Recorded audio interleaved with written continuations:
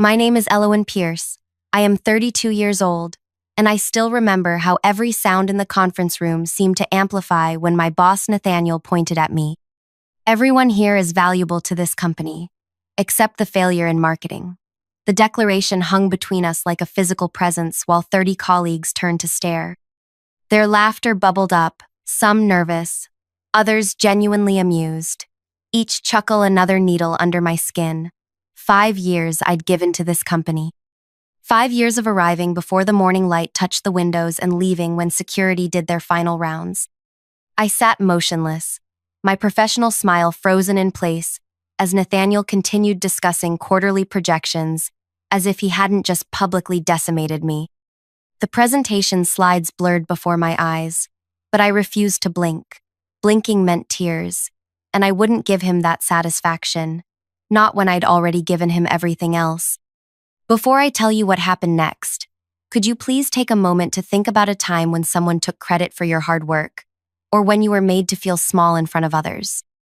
I'm asking because what I'm about to share isn't just my story.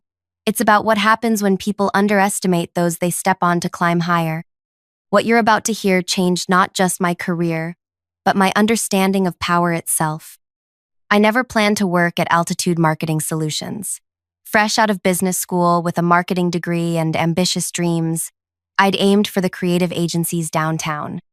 But when the economy took a downward turn, I grabbed the first offer that came my way, a junior marketing position at a mid-sized firm with a decent client roster and promises of growth. My first impression of Nathaniel Crawford wasn't negative. As the marketing director, he had an easy confidence that bordered on charm. He wore tailored suits, quoted business books in meetings, and had an impressive way of making CEOs feel understood. "We're building something special here," he told me during my interview, leaning forward with practiced sincerity. "I need people who understand that success comes from sacrifice." I believed him. So much that for the first 2 years, I accepted every assignment, volunteered for weekend work, and crafted presentations he would deliver without mentioning my contribution. "You'll get your time," he'd say, patting my shoulder as he walked away with my research notes. This is how careers are built. The truth revealed itself slowly. First came the client meeting where I noticed Nathaniel presenting my strategy word for word, including the personal anecdote I'd written as an icebreaker. Then the company newsletter highlighting his innovative approach that I'd spent 3 weeks developing. But the real awakening came during the Westridge project. Westridge Technologies was a potential client that could double our annual revenue. Their CFO, Imogen Halsey, was notoriously difficult to impress. For months, Nathaniel had tried to secure a meeting without success. "It's impossible," he complained during a staff meeting. "They don't return calls and their gatekeepers are impenetrable." That evening, I stayed late, researching Imogen. I discovered she volunteered at a literacy program near our office.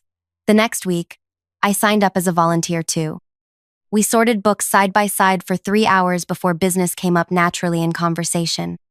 "You're with Altitude?" she asked, surprised. "Your firm has been persistent." "We believe in what you're building," I said simply. "But I understand if we're not the right fit." She studied me. "Your director, Crawford. He's quite confident in your pitch emails." "Confidence has its place," I answered carefully, "but I prefer listening first." 2 days later, Imogen requested a meeting, specifically asking that I attend. When I told Nathaniel, his face brightened with triumph. "I knew persistence would pay off," he said, already mentally counting the commission. "I'll handle the presentation. You can take notes." The meeting went brilliantly because Imogen directed her questions to me. Whenever Nathaniel tried to dominate, she politely redirected. By the end, she requested that I be her direct contact. Nathaniel agreed enthusiastically in the room. In the elevator afterward, his demeanor changed. "What did you do?" he demanded. "How do you know her?" I explained about the volunteer work. That's practically stalking," he sputtered. "It's unprofessional." "It's relationship building," I corrected, and it worked. The next day, Nathaniel informed me that, after consideration, he would remain Westridge's primary contact. "It makes more sense hierarchically," he explained. "You understand." I did understand. I understood perfectly. That night, I made a decision. I created a separate contact list, my personal email, my cell phone number, and began quietly providing it to key clients. For after-hours emergencies, I explained, sometimes approvals can't wait for morning. They were grateful, and they used it, not just for emergencies, but for questions, concerns, weekend thoughts, and middle-of-the-night worries. Over the next 3 years, I built a shadow network of relationships. When clients called the office, they worked with Nathaniel. When they needed actual solutions, they texted me. I answered emails at midnight, delivered last-minute changes before dawn, and remembered their children's names and school achievements. To Nathaniel and upper management, I was the adequate but unexceptional marketing coordinator who handled administrative tasks. To our clients, I was the indispensable problem solver who made their lives easier. The company systems showed Nathaniel as the account manager for our top 20 clients. Reality told a different story. 17 of those clients had my personal phone number on speed dial. 15 had never spoken to Nathaniel without me present in over a year. 12 had explicitly told me they worked with Altitude because of my service. All while Nathaniel received performance bonuses for exceptional client retention. I wasn't the only victim of his credit stealing. My colleague Dario created an award-winning campaign that Nathaniel presented as his brainchild at an industry conference. Priya developed a digital analytics system that Nathaniel showcased to the board as evidence of his technical innovation. Vihan's crisis management strategy for a difficult client became another chapter in Appling's system, Nathaniel's self-mythology. We commiserated after hours, these talented people whose work fueled someone else's reputation. But we needed our jobs, needed the references, needed the health insurance and steady paychecks. So we endured. Until that quarterly meeting. The humiliation wasn't random.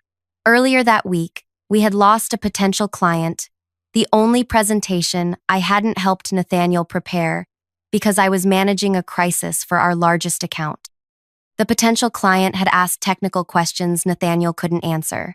Rather than admit his knowledge gap, he'd made promises our team couldn't fulfill.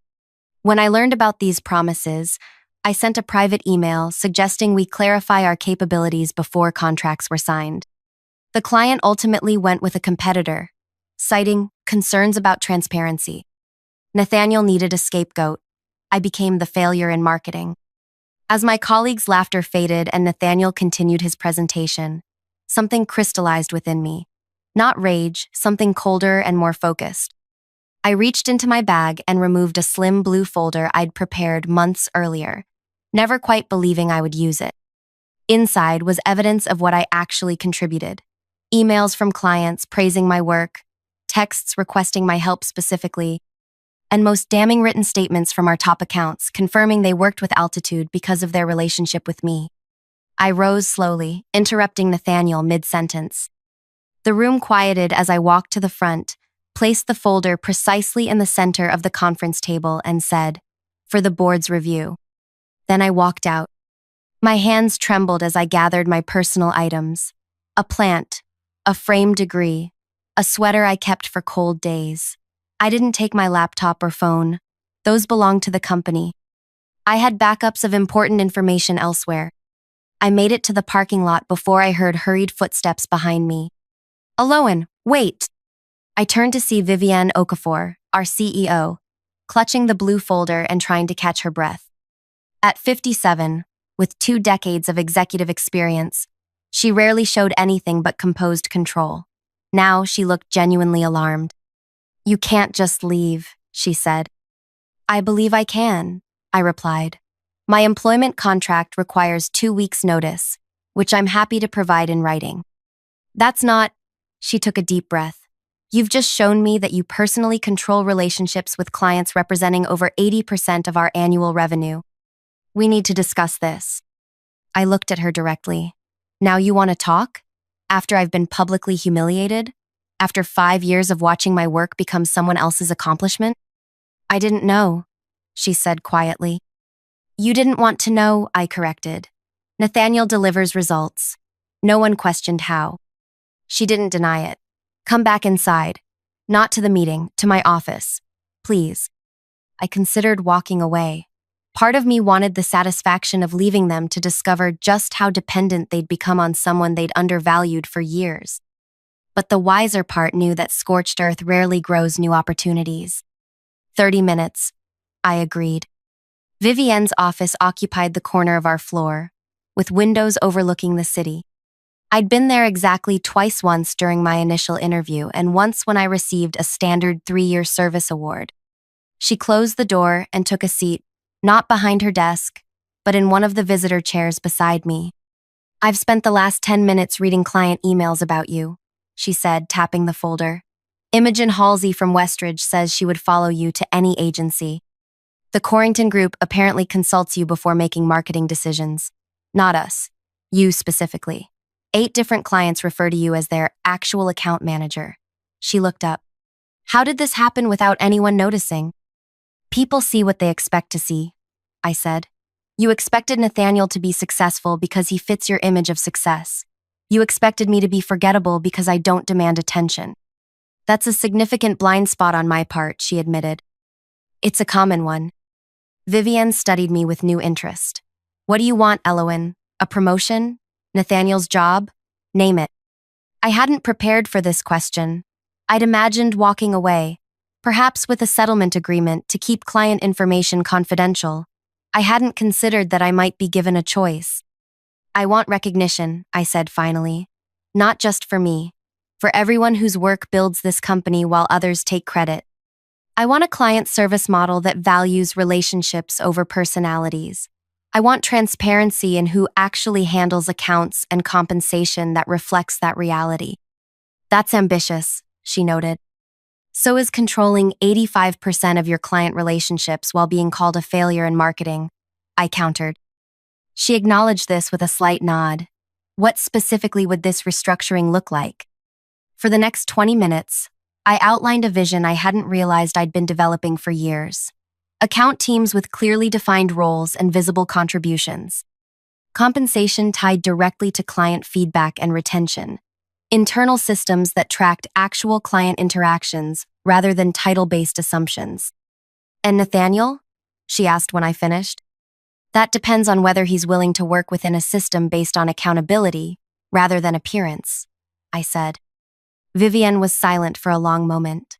The board meeting is next week. I'd like you to formally present this restructuring proposal. She held up a hand as I started to object. Not as a negotiation for your continued employment. As the new director of client relationships, a position reporting directly to me. And my current position? We'll need to fill that, unless you have someone in mind who could handle marketing coordination under your leadership.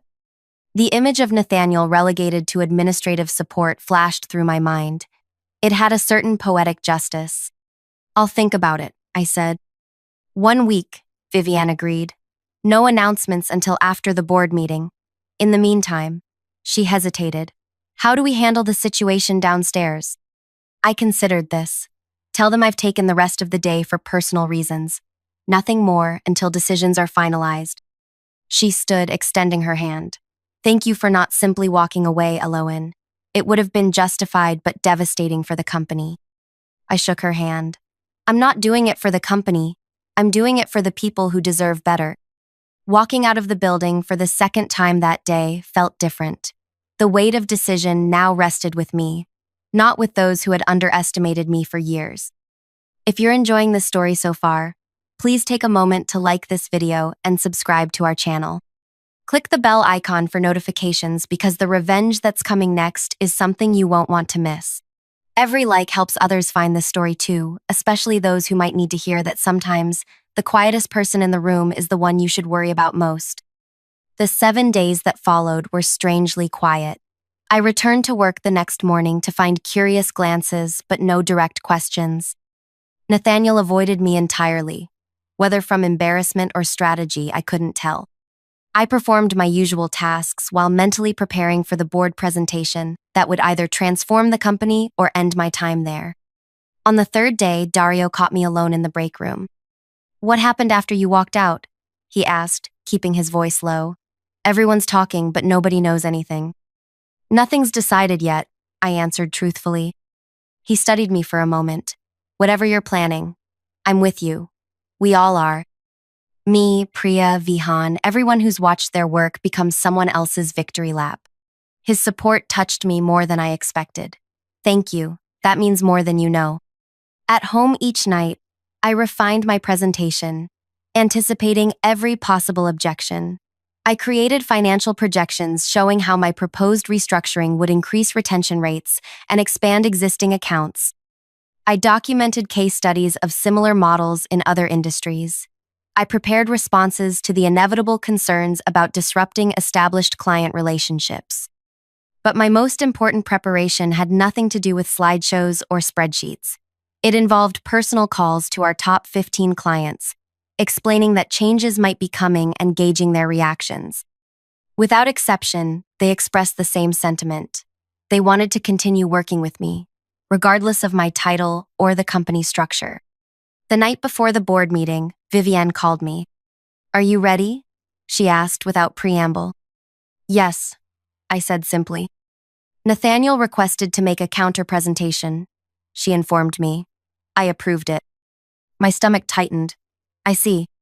This isn't a competition, Elowen. The board needs all perspectives to make an informed decision." "Of course," I agreed, though we both knew that's exactly what it was, a competition for the future direction of the company. "One more thing," she added. "I haven't shared the client statements with the board yet. I wanted you to present that evidence yourself." I thanked her and hung up, wondering if her decision was fairness or strategy. Either way, tomorrow would change everything. The boardroom of Altitude Marketing Solutions occupied the top floor, with windows overlooking the city skyline.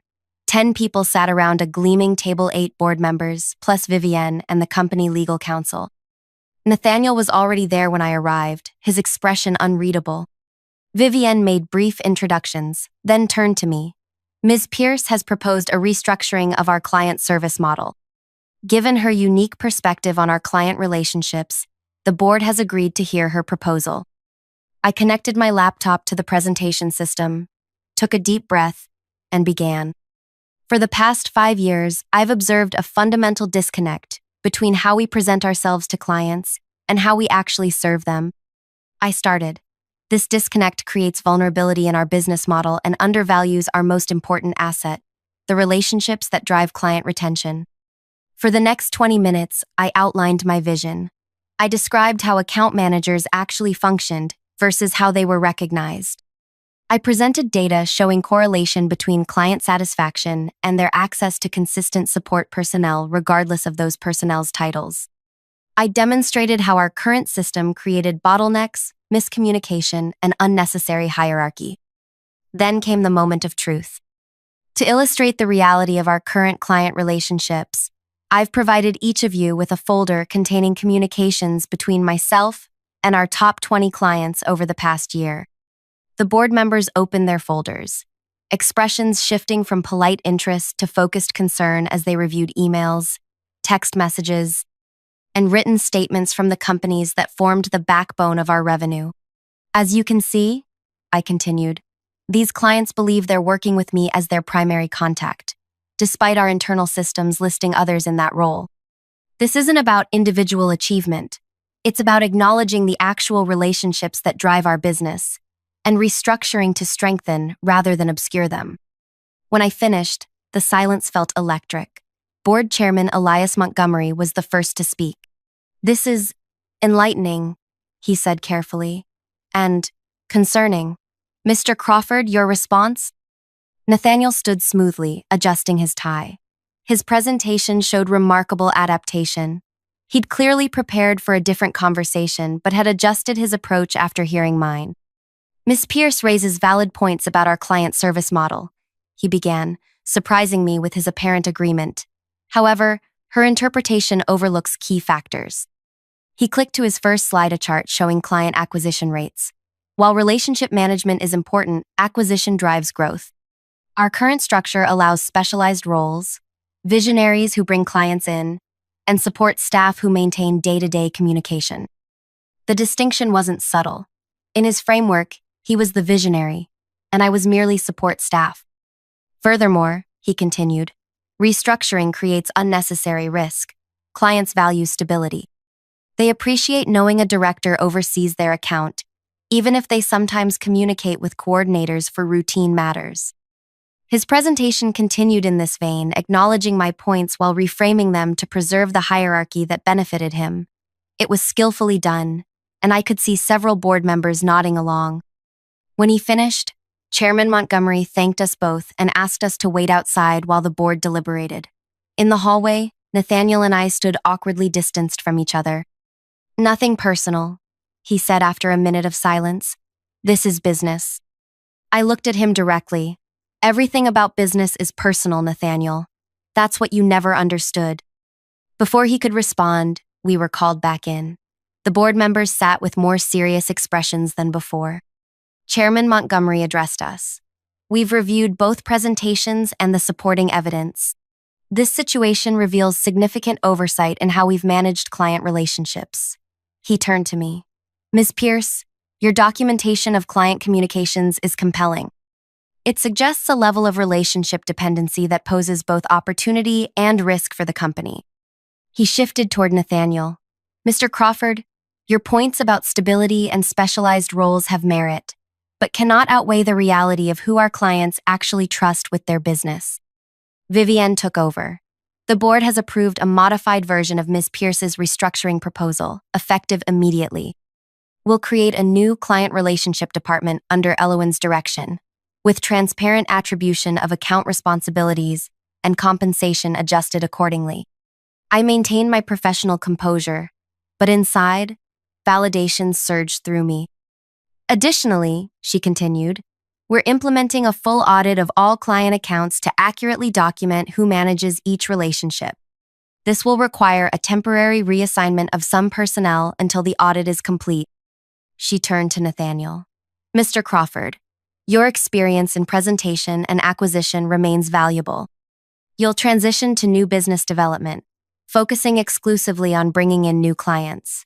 Once acquired, these accounts will transition to the client relationship department for ongoing management." The demotion was tactfully presented but unmistakable. Nathaniel would no longer control existing accounts or take credit for others' relationship management. His face remained impassive, but a muscle twitched near his jaw. "The board expects full cooperation during this transition," Chairman Montgomery added, his tone making clear this wasn't a request. "We'll reconvene in 90 days to assess progress." Outside the boardroom, Vivienne pulled me aside. "We need to announce this today. The whole company should hear it directly from leadership rather than through gossip." 2 hours later, the entire staff gathered in our largest conference room. Curiosity and tension filled the air company-wide meetings. Without prior notice usually meant layoffs or major announcements. Vivienne explained the restructuring with practiced executive clarity, presenting it as strategic evolution rather than correction of a flawed system. When she introduced me as the new director of client relationships, surprised murmurs spread through the room. "Additionally," she continued, "we're establishing a team structure that properly recognizes contributions to client retention. Dario Espinoza will lead creative services. Priya Nayak will head analytics and reporting. Vihan Mehta will direct crisis management." My colleagues' faces transformed with stunned recognition.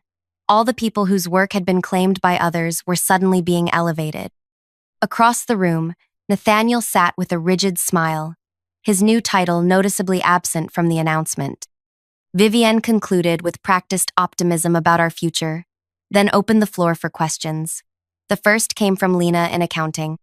"What happens to current account assignments?" she asked. "Excellent question," Vivienne replied. "Over the next 2 weeks, Ms. Pierce will conduct a comprehensive review of all client relationships to determine who actually maintains each account. Staff will be reassigned based on documented client interaction, not previous title." Another hand rose Jorge from the design team. "Will compensation models change to reflect the new structure?" "Yes," I answered, stepping forward. "Those who maintain client relationships will receive appropriate compensation for that responsibility, regardless of seniority or previous arrangements." The implications rippled through the room. Those who had done the work would finally be recognized and rewarded for it.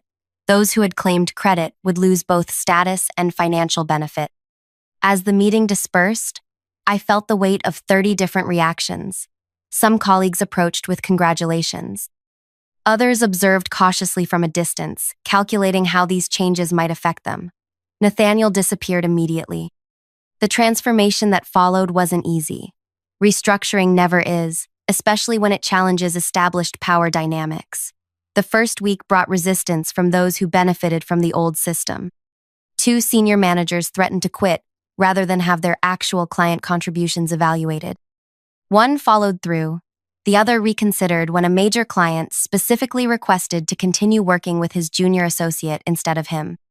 Dario, Priya, and Vihan embraced their new leadership roles with a mixture of excitement and trepidation. During our first department heads meeting, Priya voiced what they were all feeling. "This opportunity means everything," she said, "but I'm terrified of failing. What if I can't handle the responsibility?" "You've already been handling it," I reminded her. "The only difference is now you'll get credit for it." Nathaniel's adjustment proved most difficult. New business development isolated him from existing clients and required skills he'd claimed to have but had actually delegated. Without a team to generate ideas or prepare materials, his performance quickly revealed the gaps between his reputation and his capabilities. 3 weeks after the restructuring, he appeared at my office door. "Do you have a minute?" he asked, his confident demeanor noticeably diminished. I gestured to the chair across from my desk, the same desk that had been his before our offices were reassigned. "This isn't working," he said without preamble. "I need support staff for new business development." "Everyone needs support," I acknowledged. "That's why we're building collaborative teams rather than hierarchies. I can't create presentations like your people do. I can't generate the analytics Priya provides. Without that material, I can't land new accounts." I studied him, recognizing the unfamiliar territory he found himself in, actually needing to acknowledge others' value. "You're right," I said. "No one person can do everything this business requires. That's the entire point of our restructuring." "So, you'll assign someone to prepare my materials?" "No, but I'll have our teams collaborate with you, with proper credit for their contributions. You bring valuable skills in presentation and relationship initiation. We need those skills, just as you need the support of people with different talents." He seemed about to argue, then deflated slightly. "Fine. When can we start?" "We already have. Check your email. You're included in tomorrow's creative brief for the laden pitch. Your role is clearly defined, as is everyone else's." After he left, I sat quietly, absorbing the reality of our reversed positions. There was satisfaction in it, certainly, but something else too, the recognition that true success would come not from his diminishment, but from creating a system where everyone's contributions were valued appropriately. The client audit confirmed what I already knew. Most of our major accounts maintained relationships with staff members who received little recognition for their role. We restructured accordingly, with compensation adjustments that caused our CFO visible distress, until I demonstrated how improved retention rates would offset the increased costs. 2 months into the new structure, results began speaking for themselves. Client satisfaction scores increased by 22%. Staff turnover dropped dramatically. 3 clients who had been considering other agencies recommitted to extended contracts. Most surprisingly, after his initial struggle, Nathaniel began finding his proper place. Without the pressure to appear omniscient, he focused on the relationship initiation he actually excelled at. His first successful acquisition under the new system was noteworthy not for its size but for his acknowledgement of the team that helped secure it. "I couldn't have done this without Dario's creative direction and Priya's market analysis," he said during the announcement, words I never expected to hear from him. At the 90-day board review, Vivienne presented numbers that exceeded even my optimistic projections. Chairman Montgomery nodded with satisfaction. "It appears transparency suits us," he remarked. "The question now is sustainability. Can this model continue to function as we grow?" "That's our next challenge." I agreed. "We're documenting every process and relationship dynamic to create scalable systems. The core principle remains the same, recognizing the actual work rather than the perception of work." "And what about you, Miss Pierce?" another board member asked. "Are you satisfied with the outcome of your initiative?" The question gave me pause. Was I satisfied? The restructuring had given me the recognition and authority I'd earned. It had elevated deserving colleagues and created a more equitable system. But satisfaction implied an endpoint, and I was just beginning. I'm encouraged, I answered carefully. But true success isn't measured in 90 days. It's measured in the culture we create going forward. Later that evening, as I was preparing to leave, Vivienne stopped by my office. The board is impressed, she said, particularly with how you've handled Nathaniel. They expected you to push him out. That was never my goal, I replied. Removing him wouldn't solve the underlying problem. She leaned against the doorframe. No, but it might have felt satisfying. I smiled slightly. More satisfying is watching him learn to succeed within a fair system rather than at others' expense. That's unusually gracious. It's practical. Grudges take energy I'd rather invest elsewhere. She nodded thoughtfully. We're expanding next quarter, opening the West Coast office we've discussed for years. I'd like you to oversee the client transition. That's a significant responsibility. One you've earned through demonstrated competence, not office politics. She straightened. Consider it officially offered. After she left, I sat at my desk, the desk that had once symbolized everything I couldn't access, and reflected on how thoroughly circumstances had changed. The journey from invisible contributor to recognized leader hadn't followed any path I'd imagined. The transformation hadn't come through a dramatic confrontation or public humiliation of those who had undervalued me. It had come through simply revealing the truth and creating a system where truth mattered. 6 months after that fateful quarterly meeting, I stood at the podium during our annual company gathering, preparing to announce our record growth numbers. Scanning the room, I saw a transformed organization, Priya confidently briefing new analytics staff, Vihan mentoring junior crisis managers, Dario reviewing portfolio pieces with his expanded creative team, and Nathaniel, sitting with the business development group he now led effectively rather than ceremonially, actually listening to a junior member's suggestion. When Vivienne introduced me, the applause felt genuine rather than obligatory. I stepped to the microphone, took a breath, and began. 1 year ago, I sat in this room believing my contributions would never be recognized. Today, I stand here not because that belief was wrong, but because when recognition finally came, it revealed something important. Success isn't about individual achievement. It's about creating systems where everyone's contributions matter. I proceeded with the formal presentation, sharing growth figures and client retention statistics that demonstrated the effectiveness of our restructured approach. But the most significant metric wasn't on any slide. Our employee satisfaction has increased 58% since implementing transparent attribution and compensation. People stay when they're valued for their actual contributions rather than their ability to claim credit. Afterward, as conversations flowed around me, Nathaniel approached hesitantly. That was a good presentation, he said, the compliment clearly difficult for him. Thank you. He shifted uncomfortably. I've been meaning to say, the new structure works better than I expected. Coming from him, this was monumental admission. It works because everyone contributes what they're actually good at, I said, including you. He nodded, a flash of his old confidence returning. The Meridell account. We couldn't have landed it without the team approach. I make the introduction. Dario creates the visuals. Priya provides the analytics. And you structure the relationship management. Exactly. He started to walk away, then turned back. For what it's worth, I was wrong. About you being a failure in marketing. It wasn't quite an apology, but from Nathaniel, it was the closest I'd ever get. I nodded my acknowledgement, watching as he rejoined his team. Later that evening, I stood by the windows overlooking the city lights, contemplating the journey that had brought me here. A voice interrupted my thoughts. Quite a transformation, Vivienne said, joining me at the window. Both for the company and for you. Change was necessary, I replied. Yes, but change doesn't always happen so successfully. She turned to face me. The board has authorized a new executive position, Chief Client Officer. They'd like to offer it to you. I raised an eyebrow. Another promotion? Not just a promotion, a seat on the board itself. Policy, making authority beyond just implementation. The offer represented everything I'd once thought: unattainable recognition at the highest level, influence over company direction, equality with those who had once dismissed me. "I'll need to review the details," I said, maintaining professional composure despite the surge of validation I felt. "Of course." She handed me a folder.